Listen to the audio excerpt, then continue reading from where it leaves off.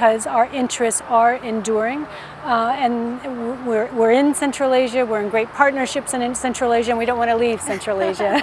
So, you know, listening to you, I'm thinking that you definitely see President Mirziyoyev as a reliable partner, with whom you renewed your strategic partnership with Uzbekistan last year when President Mirziyoyev came to Washington. And about a year ago, when we talked at the State Department, you told me that you see him as a reformer, as someone who's leading his country on a different path.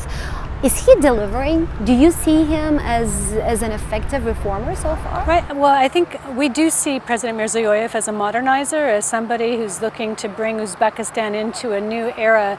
I think it's ultimately Uzbeks who are going to decide whether he's an effective reformer, but what we have seen is words followed by action. And so if you look at our relationship and how it's evolving, you know, we, assuming Congress does the approval and the allocation, will be providing, you know, up to $20 million in additional military assistance. We're bringing in $30 million to help support educational reform programs. We're looking at how we can support the government's support for less advantaged schools, for school feeding programs. You know, we're trying to respond to all of the signals that we're receiving.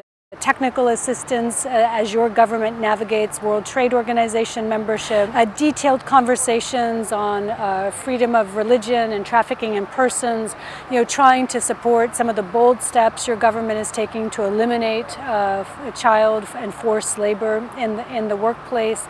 And we welcome and respect that partnership.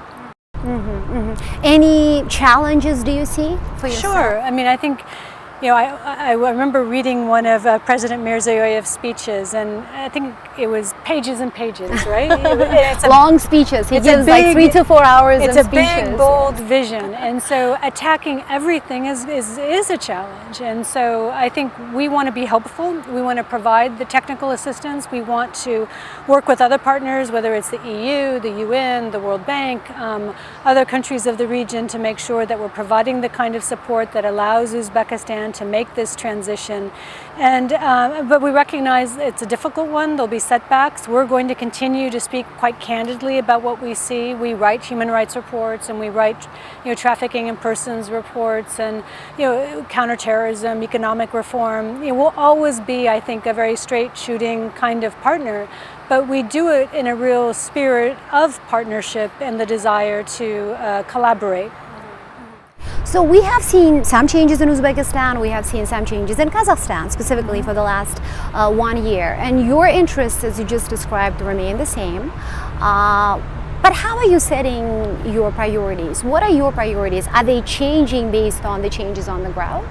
Well, I think it's important to see leadership transitions that are stable, that provide, you know, that create new opportunities, obviously, but that also that the region remains a stable place where, you know, business can be done, investment can be made, reforms can be done in an atmosphere where everybody benefits, and so that's a very important signal that's being sent to the international community.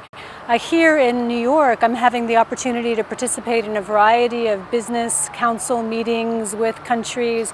You know, there is significant interest among the business community. Secretary Ross led a certified trade delegation to Uzbekistan following President Mirziyoyev's meeting with the president. We're looking at ways to give our companies the right information, but also to make sure that the levers that we have to promote trade, whether it's our development finance institutions, our trade and development agency, our Overseas Private Investment Corporation, you know, that all of these organizations are working in harmony so that we can assist in, you know, taking advantage of what is a historic opening in the region.